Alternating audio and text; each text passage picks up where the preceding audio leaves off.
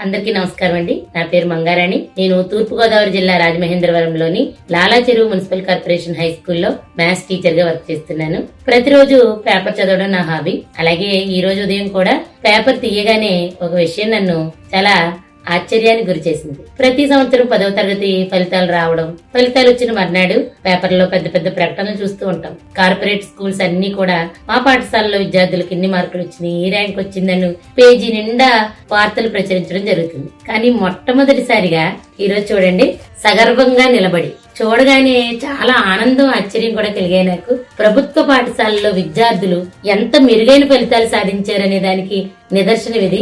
596, 600కి 596. అలాంటి విద్యార్థుల గురించి ఒక పూర్తి పేజీ వార్త ప్రచురితం అవడం చాలా సంతోషంగా అనిపించింది. విద్యార్థులందరి కోసం ఈ విధంగా ఒక పేజీ ప్రచురించడం అనేది పిల్లలందరికీ ఎంత ప్రోత్సాహాన్ని ఇస్తుందన్నది మనం మాటల్లో చెప్పలేము. అలాగే ఈ విద్యార్థుల వెనుక ఉపాధ్యాయులు ఎంత శ్రమపడి ఈ విద్యార్థులను ఎంత మెరుగైన ఫలితాలు సాధించారనే దానికి కూడా ఇదొక నిదర్శనం. ప్రభుత్వాలలో విద్య ఎంత బలోపేతం అయిందనే దానికి కూడా ఇదొక నిదర్శనంగా మనం చెప్పుకోవచ్చు.